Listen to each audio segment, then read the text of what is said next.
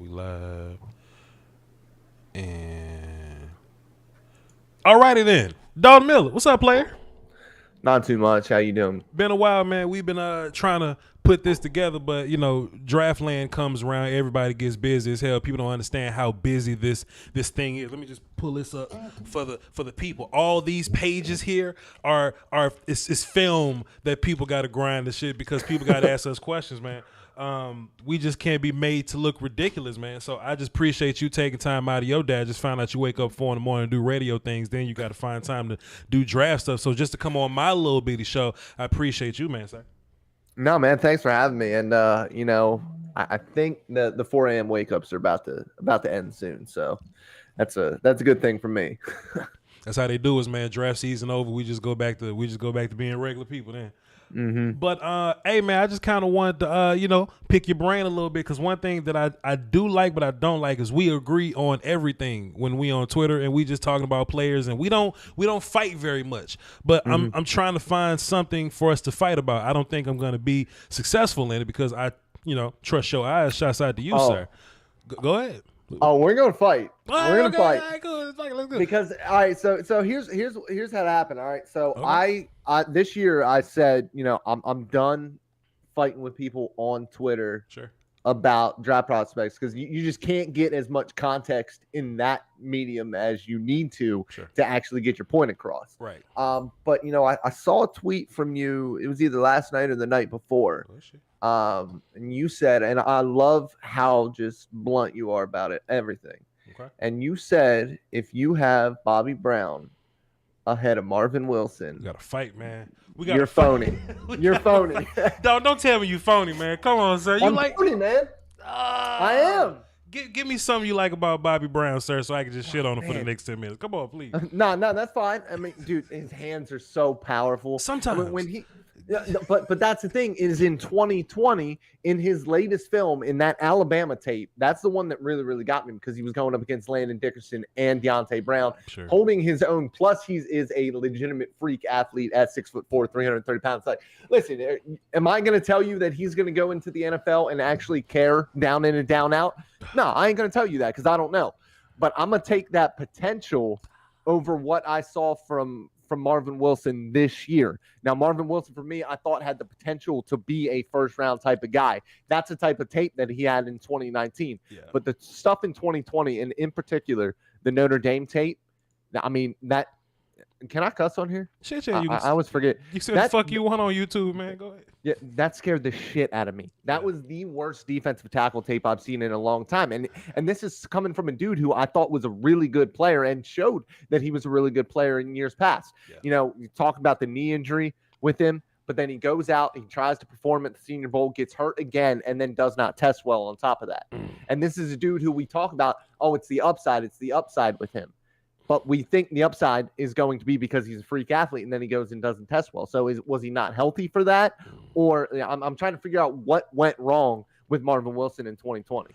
I think it's a combination of things that went wrong. Now, to be fair, I like some of Bobby Brown's tape, and we have to be careful though, dog, because we always tell people don't just watch highlights and make that your report. Because if you watch Bobby Brown highlight tape, take that dude top 10 and move on with your life. Like if you take his best plays, you in action. But I feel like Bobby Brown got like combination wise 3 games worth of really good film. You know what I mean? Like if you just pick all his plays together, you'll have about 50 to 60 or so fantastic plays. Marvin Wilson got 2 years of elite ass film against elite ass dude. Mekhi Becton is in that list of people that I'm whooping up on, right? So in my mind, there's an easier path to prosperity with Marvin Wilson than there is Bobby Brown. Now let me just say this for everybody listening right now. I deserve the right to be wrong here. I reserve that right. We can all be wrong. That's just how draft works. Bobby can show up and just smoke the shit out of everything. But I just think Marvin got way more film, man. And for the reasons that people like Bobby, that can't be the reason why you hate Marvin, because you can make the same excuses or the same reasoning. Oh, well, I like some of Bobby's tape, but I don't like that. You can say the same about Marvin. That's the whole phony thing. You can like Bobby, but don't like Bobby and dislike Marvin. That's my whole thing. Yeah, and that's the thing is I don't dislike. For me, it's like I don't dislike any prospect. I love Marvin Wilson's tape, but for me, I got to go off of what I saw most recently. Is he ever going to get back from that knee? Because that knee, and I think that's what really hurt him this year. Because man, he was getting blown the fuck off of the ball, and that's bad. And I don't know if he's going to get back to that. And that's what really, really worries me. And that's why he ended up being so low for me.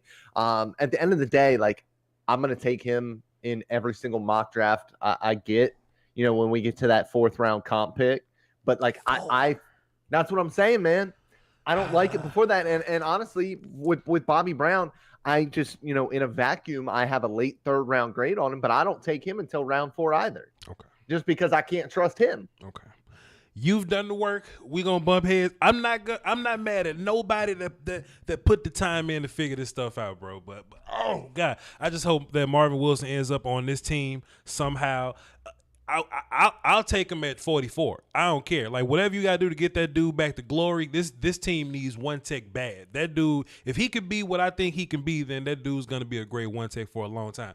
If he ends up being what he can be. But if we can get him like in the 90s somewhere, hey, let's throw a piece of party because we got this dude in the 90s or the 4th, like you said, or whatever. But that's our fight. We may fight within the next 30 minutes or so, but that's our preliminary round or whatever. What do you want to happen at 10? Like, you know, because I hate, you know, when people say what's not going to happen at 10 or what will not or what cannot happen. What I refuse to believe this happens at 10 because teams suck at drafting.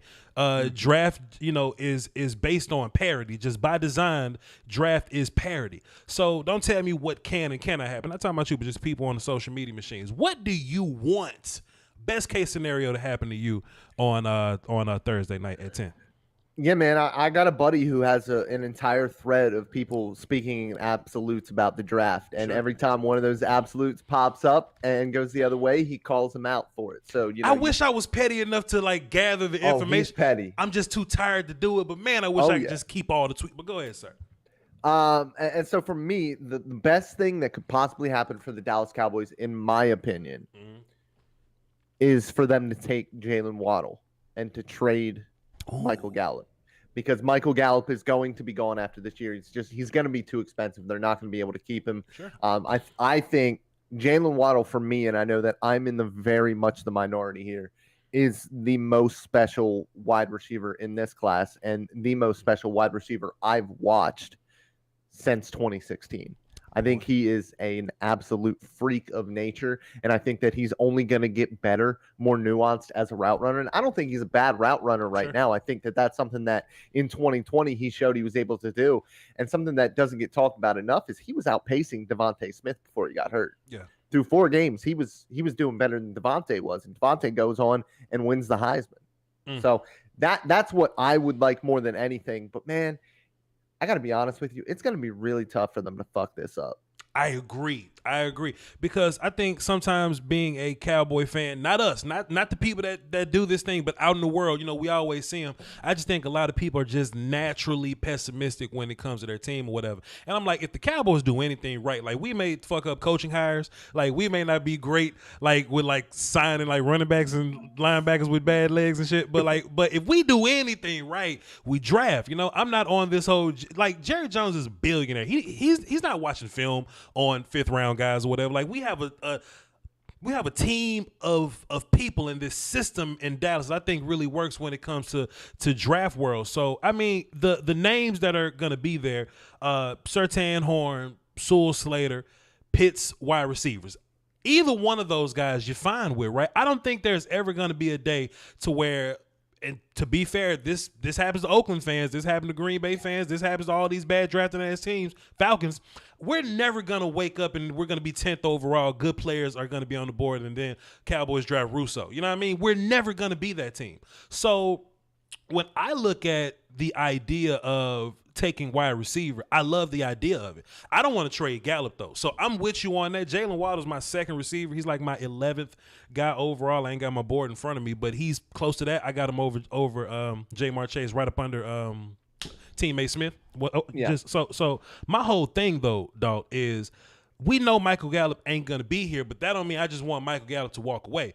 I just kind of want to do this 4 wide receiver thing, and if we got to groom Waddle and play him sometimes, give him the targets that we gave to Cedric Wilson and Noah Brown and Blake Bell, you know, those miscellaneous targets that just went somewhere. Sorry, Tony, take some from him and give him if that's what we got to do, then fine. But I don't ever think there's a scenario where we're truly wiped out, because you'll see him, Voch, what if this happens and Jamar Chase, Justin Fields is on the board, but you can't trade back. Do you take a receiver or do you reach for some defensive guy? I don't want to reach for nobody. Take one of them elite-ass wide receivers and move on with your life. What do you think about this whole Kyle Pitts thing, though, my guy?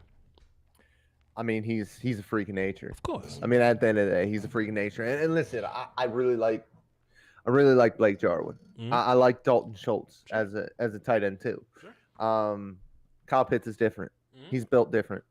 He is 20 years old. He will be a 20-year-old rookie in the first couple of weeks. I think that his body's still developing. He's a better blocker than he's given credit for. Sure. He's a really good route runner, especially for his size, man. To be as long as he is, to have the feet that he does.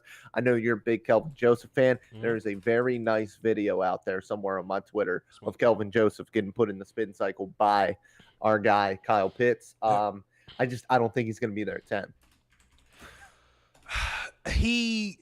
I think he could be, but I don't think he will be. It's probable that he won't be there at 10.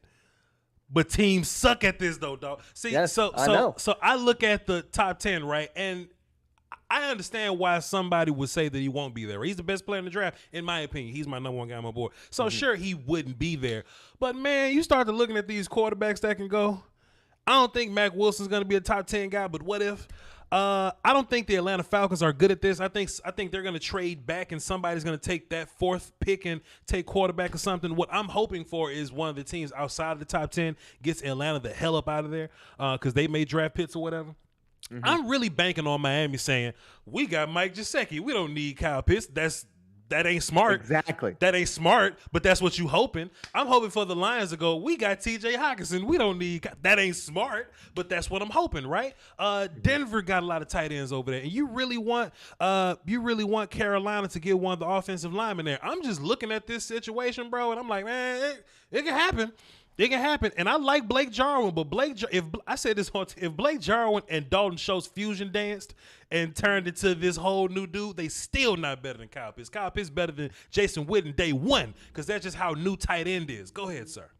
You're gonna upset Cowboys fans with that one, but no, man. Kyle Pitts is that, exactly. He's a freak. Yeah. And you know, for me, you know, when we talk about the teams that could possibly take him, it's Atlanta. You know, Miami could take him. And, you know, that's about it, man. Like, I don't know where he goes. And that's why, whenever he gets there at 10 and people are like, oh, he's not going to make it there. Like you said, like, he definitely could. And with him being that tight end label, sure, that can drop you too, because teams don't value tight ends. And I think that they will get it right and they will value Kyle Pitts for what he is.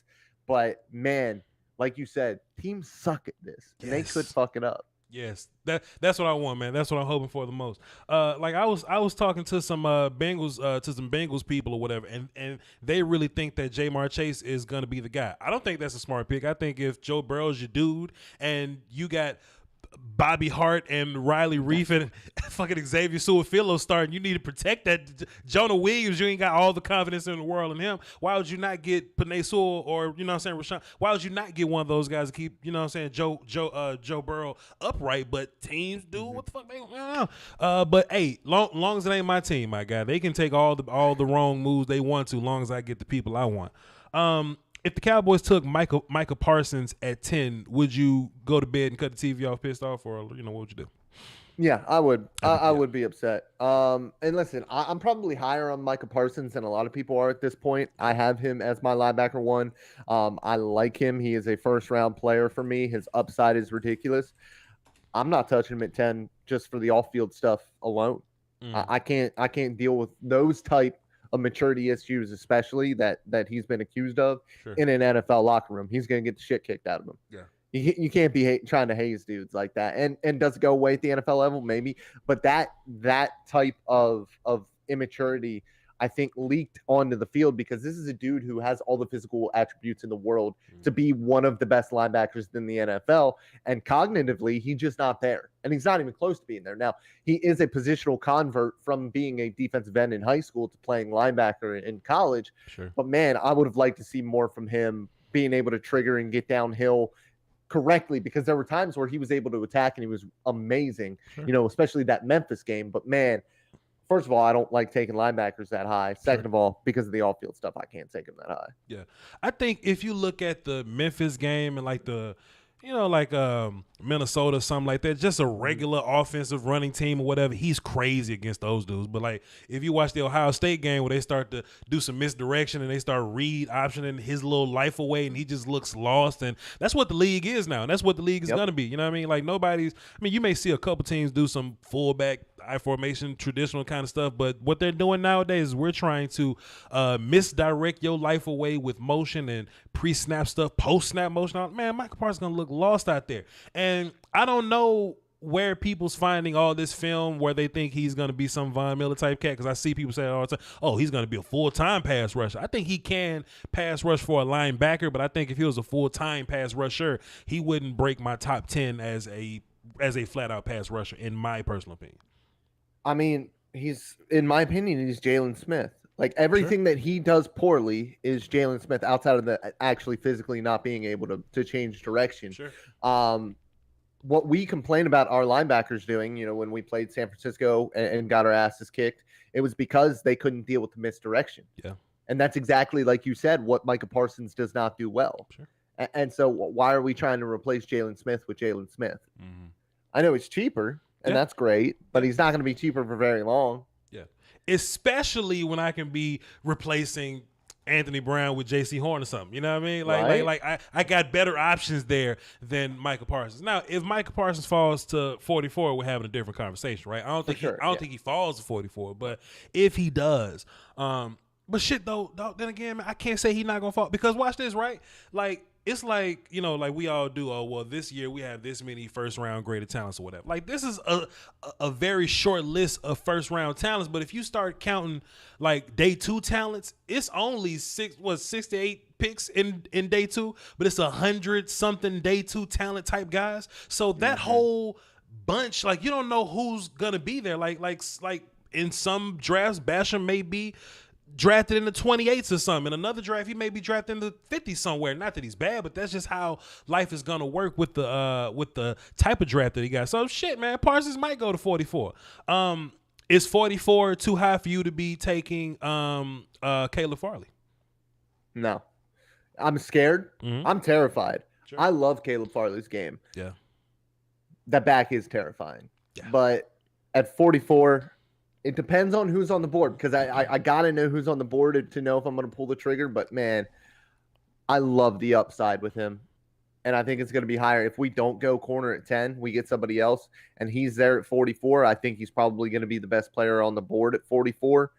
It's going to be tough for me not to pull the trigger. It comes down to what the doctors tell me. So let's play this game. Caleb Farley or Nick Bolton at 44? Oh, I'm good at this. I'm about to ruin your life, player. I'm good at this. No, I gotta go. I gotta go with Caleb Farley. He's ranked higher on my board. He's at a position that I think is a bigger need, and I will go with the upside there. I think Nick Bolton's going to be a good linebacker in the NFL for 10 years. Yeah, I think he's going to be good. I think Caleb Farley could be a great corner in the NFL if he's able to stay healthy. And it's weird because, like, he played through that back injury for a long time in 2019 before he ended up sitting out the final 2 games. Sure. And so it's something that was at least somewhat manageable for a while. And that tape in 2019 was of him hurt. Sure. So if he can actually get healthy after a couple of back surgeries, which, again, it's fucking terrifying. I get that. Sure. But if he can stay healthy, I think he can be outstanding. 3 more. Caleb Farley or Landon Dickerson? I'll take Landon Dickerson. That motherfucker cold.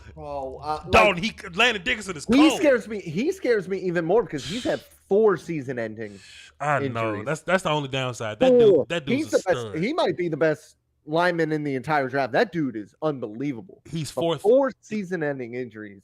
he's a fourth on my list. He's that whether he's center, guard, I don't know if he can play tackle or whatever. Like you know how like normally you'll be watching centers and like they're like smaller dudes or they're just not powerful. They hide their center amongst their guards or whatever. Yeah. But you watch Alabama, he's as big and as strong as the damn guards. So you just got this left side. That Alabama left side wall is ridiculous, dude. And I love Landon Dickerson's film, dude. I love Deontay Brown's film, but me too. I'm taking Dickerson over Farley. How about this? Caleb Farley or Richie Grant? Richie Grant.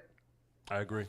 Richie Grant. I have Caleb Farley graded higher, but Richie Grant doesn't have the injury history. I think, in this scheme specifically in cover 3, I think you have to have a good free safety because cover 3 means cover 1. And when you have cover 1, I like a guy that can be a ball hawk, and that's Richie Grant. Last one, and we're really going to get into this player. Caleb Farley or Peyton Turner? I'm good at this, dog. Come on, man. Dog, I'm good at this, bro. Come on. I think I go Peyton Turner here. Listen, Peyton Turner. I have Caleb Farley ranked, or not even just ranked, but graded a lot higher than I do Peyton Turner. But man, I think Peyton Turner is going to be really good. Me, you, and John Owning have this love affair for Peyton Turner. We just get on the social media machines. We just fight for this dude. We just fight, and I hate that he's not getting proper coverage because people think I hate Russo. I just don't like him as a player. Like I want Greg Russo to get his money and buy his mom a house and be a great person and all that good shit. But everything that they sell us on what Russo could be, if you copy and paste that, Peyton Turner is that right now. The John Jones wingspan, the run game stuff, he can turn. Like Russo long as hell and he can't really turn. Peyton ass can turn. He's a bully. Plus, I don't know, like when Russo lines up inside versus the worst Pittsburgh guard I ever seen and the worst Florida State guard I've ever seen, he's productive against those guards. Peyton Turner, big ass, works at 3-tech. I can see that dude playing 3-tech, like for real. Tell me what you think about Peyton Turner, man. Tell me how much you love him. Do it for my audience, please. Dude, mid-second round grade for me. He's my edge 4. I love this young man. When you watch him against Brady Christensen, you look at Brady Christensen and you're like, man, like, is this dude going to go day 3? No, Brady Christensen's going to go day 2. Yeah. And he might be at the end of, or, at the beginning of day 2. Yeah. Like, that's how good this young man is. And like you said, he's got that inside-out flexibility. So right there is your Tyrone Crawford replacement right there at 44. Yeah. And, he's probably going to be better than Tyrone Crawford right away, at least late-stage Tyrone Crawford for sure. But he moves well laterally, even though, he's a high-cut player. He's got those long legs and that high waist. Yeah. He still moves well laterally. I think that he's got really good bend for his size. Now, obviously, he's 270 pounds. He ain't going to have elite bend unless you're, an elite player. Sure. You're Chase Young. Sure. I think he's got a good first step, but man, it's those hands, man. Yeah. It's the ability to use his length to really use speed to power, get that hand in, get himself skinny, so offensive linemen can't get their hands on him. He's able to shove back. He's able to counter off of that as well. Yeah. I think that he's pretty good against the run, and I think that he's scheme versatile. So even if you do end up, firing your defensive coordinator, if you go to a 3-down line, I think the guy can play 4-eye down in and down out as well. 4-eye or 5-tech, whatever you end up having him play. Yeah. So I really like Peyton Turner a lot. That dude's so violent, man. He was just picking on the BYU kids. The BYU kids look like they didn't even deserve to be. He's playing bowling with them, and they all just falling. They just all on the ground and shit. Just don't hit me no more. And Peyton just smoking them. Big fan of Peyton Turner, bro. I hope he ends up on my team. On my team. He's not though. Because he's a really, really good player. And he's gonna be on the board at the same time as all my other, like him and Peyton Turner or Richie Grant. Richie Grant. And that's what sucks, because I'm also taking Richie Grant, and by the time we get to the third, Peyton's gonna be gone. I'm gonna be pissed off, dog. I'm gonna be pissed off. Who's some of your pet cats in this draft, man? Just some of your favorite guys. My biggest pet cat is Lee McNeil, period. I got on Lee McNeil when I was watching Laurel Murchison last year. I was watching, and sometimes I'll go in and I won't know a guy's number. Sure. And I'll just go in and see, like, yo, does he stand out to me? Is there a guy on this tape that is like, yo, like, that's got to be him? And then I check it. Yeah. So I'm watching this number 29 in the middle of the defense for NC State, playing a true zero tech, stout player. violent hands, fire hydrant, incredible athleticism for his size. And I'm like, yo, why the fuck are we not talking about Laurel Murchison more? Yep. And then I look at the roster and I see number 29 is Aleem McNeil. And I'm like, yo, I gotta get to know this. This is a name to know for next year. Turns out nobody fucking likes him. And I don't get it, man. I don't get why he doesn't get, for his athleticism, for what he was, because he's played out of position. He's not going to be a true zero tech at the next level. If you're using him as that, you're wrong, because he shouldn't just be a two gapping dude. You should allow him to play the one tech, to be able to shoot gaps every once in a while. You know, in a gap control system that we're going to run here in Dallas, you know, it's not the full on gap penetration, one gap system that Rod Marinelli used, but to be able to get into that gap and control that one singular gap, I think is a perfect fit for Aleem McNeil. And I think he's going to be around at 75. And if he's around at 75, I'm going to love it. On top of that, I've had multiple conversations with him. He's a dude who almost went to NC State to play baseball and football. That's how good of an athlete he is. Select baseball player. Really, really fun dude to talk to as well. He's a lot like Landon Dickerson in that, you know, fun-loving personality type. And that's just a guy that I want on my football team, man. You know, man, coaches really suck. I'm going to write this down, too, because I got a couple points on coaches sucking. We're going to talk about and we're going to talk about great. So, with Aleem, right, what you were saying, basically, like, he played a bunch of nose, and he was a fire hydrant at nose. Like, nobody moved him. And, you know, my whole thing was that he did kind of look lost, finding the ball. Sometimes he did kind of have some lostness. But in my mind, I'm like, yo, like, if that dude was at one tech, like, going forward, he'll be a lot more fun than just playing zero, not moving. You know what I mean? So that's where I think that he's best at. But I'm looking at these coaches, and I'm just some motherfucker on YouTube, man. I ain't nobody. But he's on the long list of coaches ruining the idea of what these guys are. I look at Ronnie Perkins, right? Like, if you look at his 2019 film, the same thing that we had with, like, Galmore, just a bunch of gap exchanging and a bunch of slants and moving. And I'm like, let that dude get upfield and smoke people. Dude, the gap exchange bullshit that we see in the Big 12. Yeah. I saw it with Ross Blacklock last year at TCU. Every single fucking rep, he was bowling around the edge. Yeah. That man is 300 pounds, and he moves pretty well for being 300 pounds, but he's not an edge rusher. Sure. Let him go forward. Sure. It's just nonsense, man. But the biggest victim of coaches doing the wrong things with him, and he's one of my favorite guys, is Greg Newsome.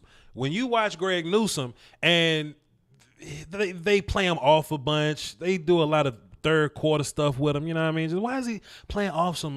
Greg Newsome playing off. But then, like, he gets those handful of man coverage reps or whatever. You okay? Well, let's see what he's gonna do in press man. And he's smoking the shit out of these kids in press man. It was like Michigan State or something. They just kept trying to throw slants at him. They just kept trying to cross the field with him. They just kept trying, and it just wasn't working. Greg was just there, super instinctual, hip pocket magnet type ass dude, man. Give my audience. They've heard me talk about Greg Newsome at length. Tell us what you think about Greg Newsome, how ignorant his damn coach is for keep dropping him in damn deep thirds, please. Yeah, man. I really like Greg Newsome. He ended up being my cornerback forward, but he still got a first round grade. Or did he get a first round grade or a high second? Let me get to my notes here real quick.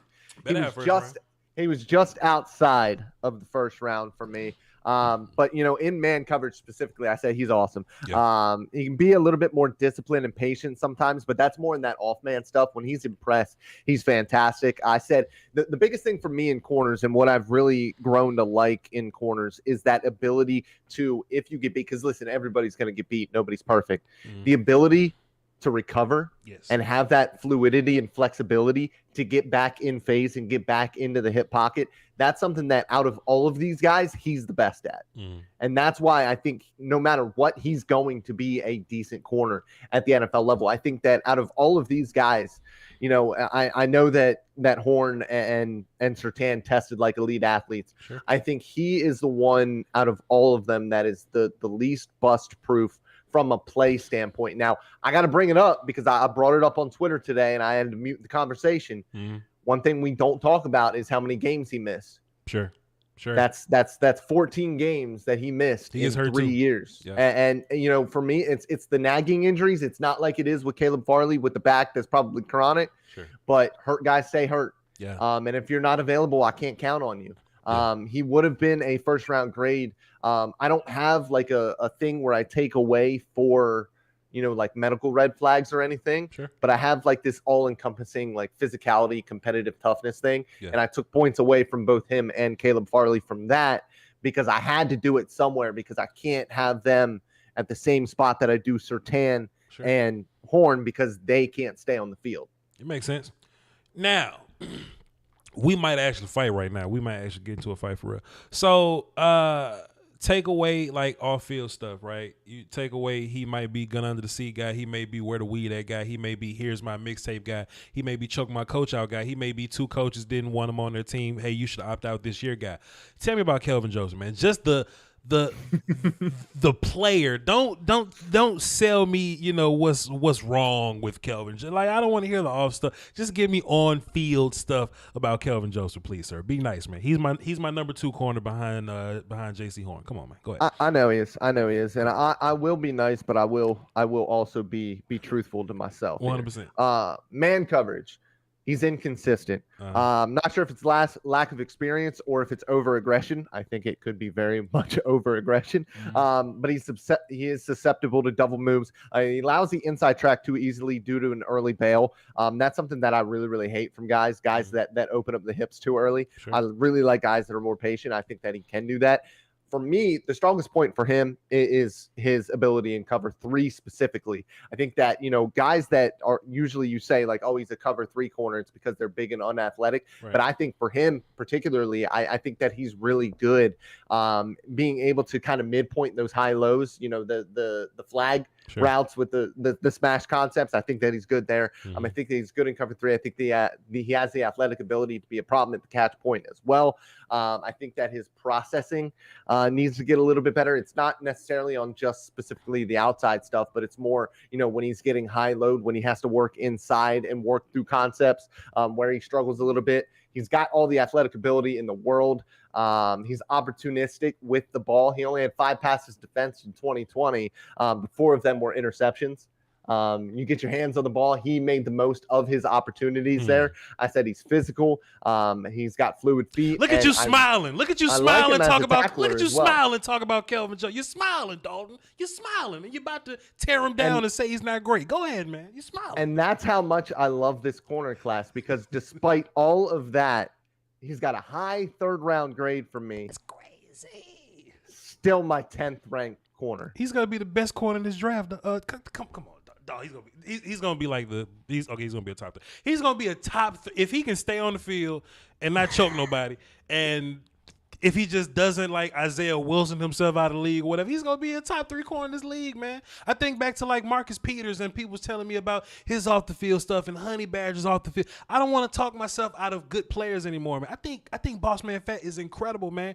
He has his things to work on, but they all got things to work on. And I think it basically comes down to what scouts like, right? You may like certain things. I like certain things. I really like the ball skills, getting hands on the football. There was this play versus Florida. He was going up against Copeland, and Copeland was trying to set up this slant with this fade, and he was just so patient. He was just so patient dealing with that. He was like, hey, look, man, you either going to run this fade, I'm going to be in perfect position to turn with you, or you going to run through me with this damn slant. He just showed nuance. Like, now, he doesn't do it all the time. He has this consistent, sure. And that's my issue with it, because he shows that he can do it, but he doesn't do it consistently, and that's my issue with it. Right, but JC Horn grabs people, and Surtain doesn't feel comfortable with the deep ball. They all got their flaws, but I just love Kelvin Joseph so much, man. I'm standing on the and table. I love that. I love that because that's the exact same way I feel about Aleem McNeil. Sure. Exact same way. Sure, 100%.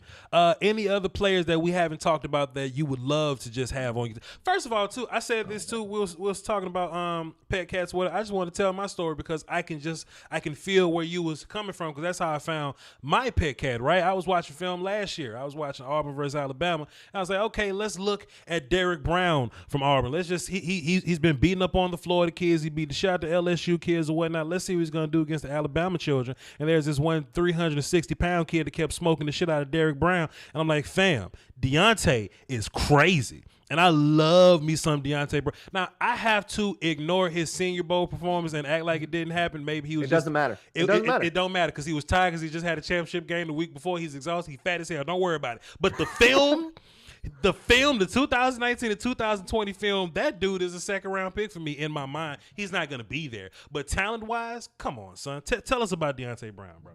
I mean, I almost had to end a friendship over this. Damn. Because somebody said that he was undraftable. What? And I just straight up said, bro, you got to stop right now. Well, you was right then. You was right. Tell us. You got to pay attention. He was one of my original pet cats for this year. And then I kind of had to hone it in because I don't like to have too many pet cats. Sure. But I love Deontay Brown, man. And honestly, if it were different needs that the Cowboys had, I would consider him at 44. Like, that's how much I like him.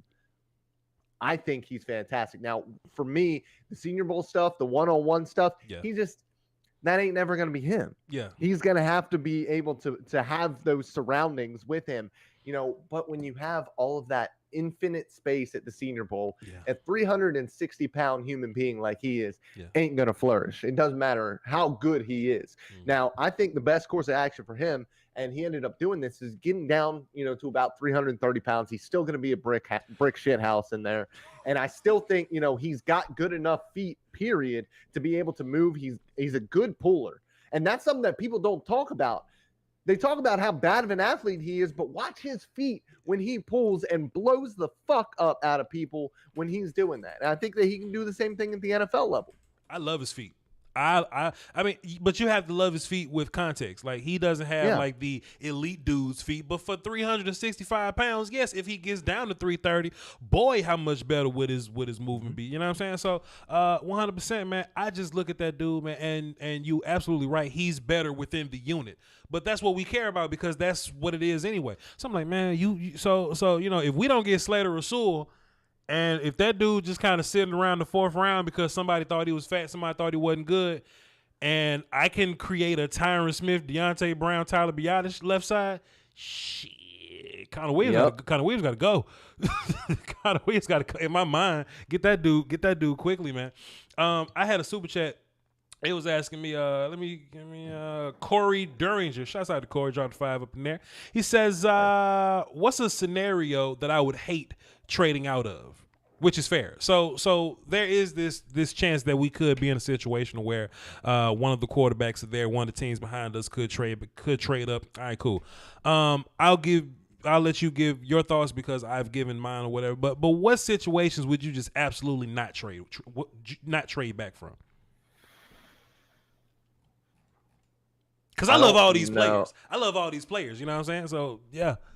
I don't know if there is one. Sure. That's the toughest thing for me. Like I very much want to trade down so I can get more assets on this defense because at the end of the day, defense, you need depth.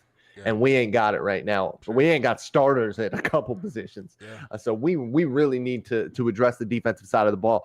It would be hard for me to say no to Penei Sewell, just because I think his upside is ridiculous. Sure. In another world where Tyron Smith is going to be gone this year, I would feel the same way about Rashawn Slater because I think right away Rashawn Slater is going to come in and be just a fantastic offensive lineman, and he could play left guard too if you wanted him to. Sure.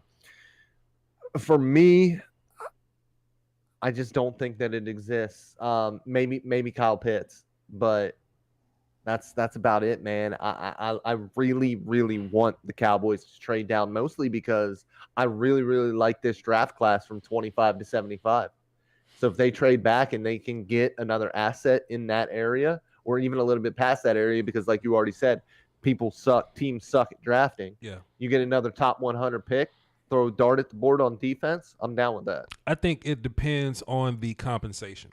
So if we're absolutely. Like if something happens, because teams suck, if Mac Jones goes 3rd overall, like he shouldn't, but then Trey Lance goes and Justin Fields is there at 10, right? If somebody wants to give us like multiple first round, like if we can get that damn haul that the Niners gave up, if we can get one of them hauls, they all can go. Pitts can go, Sewell can go, Slate, all them dudes can go. But if it's only like an extra 3rd round pick, I think I would keep Pitts, Sewell, and Slater. I think those are the only 3 that I wouldn't trade back from. If it's like wide receivers, Pat Surtain, and I like Surtain. J.C. Horn, I love Horn. I would take that extra 3rd and 4th or something and move back like 5 spots, if that's the case. But besides that, though, the tight end and the 2 tackles, those are the only ones. And to be fair, we don't need tight end or I don't think we need tackle. It's just that I just think so highly of those dudes that I just couldn't pass that up. That's just my mind.